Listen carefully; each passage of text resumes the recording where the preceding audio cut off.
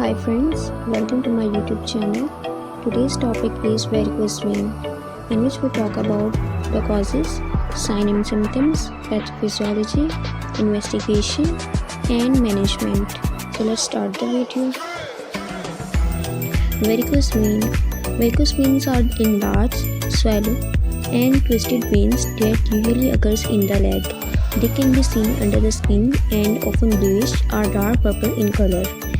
Varicose when abnormally swell हो जाती हैं, इनलार्ज हो जाती हैं, ट्विस्टेड हो जाती हैं और बल्ज भी हो जाती हैं। That's due to the weakness of venous valves.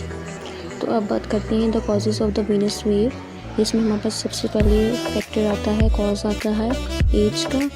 As में हमारे पास क्या आता है कि एजिंग प्रोसेस हो रहा होता है और वेन्स वर्क प्रॉपर नहीं कर रही होती जैसे कि इनको करना चाहिए, और वेन्स क्या लॉस कर देती हैं, इलास्टिसिटी और स्टिफ हो जाती हैं क्योंकि उसमें ब्लड फ्लो प्रॉपर नहीं हो रहा होता। इसकी वजह से वो अपनी वीक हो जाती हैं और इलास्टिसिटी कर लेती हैं।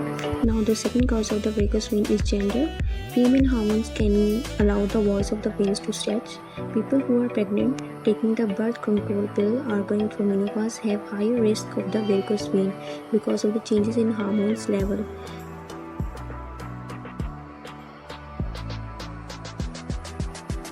जिसमें क्या होता है कि वेन स्ट्रेच कर जाती है और ब्लड प्रॉपर फ्लो वेन में नहीं कर रहा होता और that cause the varicose vein. Next cause जो हमारे पास आता है वो है फैमिली हिस्ट्री, जिसमें हम देखते हैं कि वेरिकोस वेन कहीं फैमिली में तो रन नहीं कर रहा। देन नेक्स्ट स्टेप आता है हमारे पास लाइफस्टाइल, कि हमारा लाइफस्टाइल कैसा है। स्टैंडिंग और सिटिंग पोजीशन में अगर हम लोग खड़े हैं तो इसमें क्या डिक्रीज सर्कुलेशन होगी, जिसकी वजह से ब्लड प्रॉपर फ्लो नहीं करेगा। Then wearing restrictive clothes such as girdles or pants with tight waistbands can decrease the blood flow. तो ये भी एक कॉज बनता है जिससे वेरिकोस वेन कॉज कर सकती है इजीली। ओवरऑल हेल्थ में हमारे पास क्या है कि सर्टेन कंडीशंस हैं सच एज कॉन्स्टिपेशन और certain tumours increase pressure in veins, जिससे क्या होगा कि प्रेशर होगा वेन्स में और वो कॉज बन रहा होता है वेरिकोस वेन का। नेक्स्ट हमारे पास आता है tobacco use. People who use tobacco products are more likely to develop varicose vein. Then next आता है हमारे पास वेट। एक्सेसिव वेट जो होता है वो भी प्रेशर एक्साइट करता है ब्लड वॉल्स वेसल्स पे, और जिससे क्या होता है कि वीनस वेल्स वॉल्स वैसे ही वीक होती हैं, जिसकी वजह से ब्लड पंप कम कर रहा होता है और उससे भी ये एक कॉज बन रहा होता है हमारा वेरिकोस वेन का। Then next हमारे पास आ जाते हैं sign and symptoms of varicose vein. The first one is visible vein, twisted bulging vein under the skin. Then next हमारे पास सेकंड पे आ जाता है एकिंग और pain specially after prolong sitting और स्टैंडिंग। देन नेक्स्ट हमारे पास स्वेलिंग आ जाती है अगर in the lower leg and ankles में हमारे पास बहुत ज़्यादा स्वेलिंग हो जाती है। इचिंग और burning sensation around the affected veins, तो हमारे पास उसके इर्द गिर्द बहुत ज़्यादा बर्निंग सेंसेशन फील हो जाती है या हमें इचिंग कभी कभार फील हो रही होती है। देन नेक्स्ट हमारे पास आ जाती है pathophysiology of the varicose vein. Veins have one way valves to assist blood flow toward the heart. In varicose vein valves weaken, allowing blood to flow backward. Backward flow causes increased pressure, venous hypertension in the veins. Elevated pressure lead to the vein dilatation and loss of the elasticity. Persistent venous hypertension causes veins to enlarge, twist, and protrude. Increased pressure affects surrounding capillaries leading to fluid leakage, contributes to edema in the surrounding tissues. तो friends, veins का function क्या है? Veins that takes blood toward the heart, but in varicose veins walls weak हो जाती हैं, जिससे क्या होता है कि ब्लड बैकफ्लो कर रहा होता है, जिसकी वजह से प्रेशर इंक्रीज हो जाता है वेन्स पे और वेन्स क्या लॉस कर देती हैं, इलास्टिसिटी लॉस कर देती हैं और डायलेट हो जाती हैं। इसी की वजह से वेन्स इनलार्ज हो जाती हैं और ट्विस्ट भी हो जाती हैं, और इसी कॉन्टिन्यूस प्रेशर की वजह से कैपिलरीज और टिश्यूज़ भी अफेक्ट हो जाते हैं, which leads to edema, swelling of the tissues. Now next हमारे पास आ जाती है investigation of the varicose vein, जिसमें आता है हमारे पास फर्स्ट स्टेप फिजिकल एग्जामिनेशन, जिसमें हम फिजिकली तौर पर देखते हैं कि वेन्स कितनी डायलेट कर चुकी हैं, इलास्टिसिटी कितनी हो चुकी है। देन नेक्स्ट हमारे पास आता है अल्ट्रासाउंड, जिसमें हमारे पास details image of the blood flow show हो रही होती हैं, how to diagnose veins condition.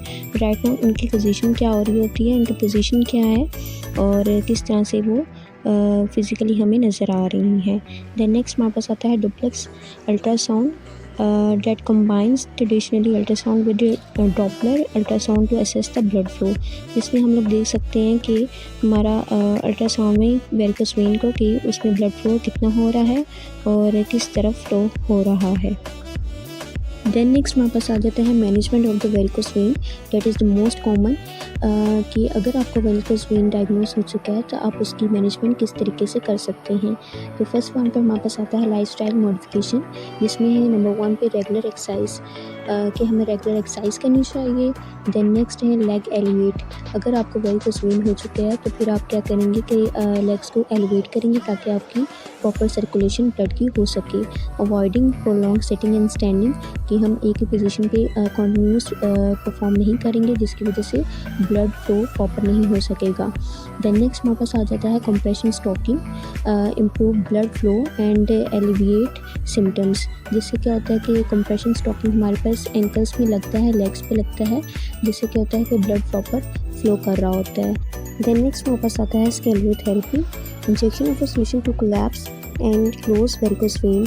इसमें हम क्या करते हैं कि केमिकल सब्सटेंस को इंजेक्ट करते हैं।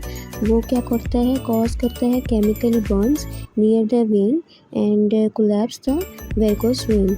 और वो केमिकल हम कौन सा यूज़ करते हैं, सोडियम टेट्रा डाइसाइसल्फेट। देन नेक्स्ट हमारे पास आता है इंट्रावेनस लेजर अब्लेशन, जिसमें क्या करते हैं कि स्मॉल इंसिजन करते हैं और हम टारगेट करते हैं वेरिकोस वेन को through the laser therapy. And last पे आ जाती है वेन सर्जरी। वेन सर्जरी हम तब करते हैं जब कोई अल्सर कॉज कर रहा होता है या कोई समथिंग सीरियस प्रॉब्लम कॉज कर रही होती है। During these procedures also called ligation and stripping, the surgeon ties off your affected vein ligation to stop blood from pooling, and the surgeon may remove the strip the vein to prevent the varicose vein from reappearing।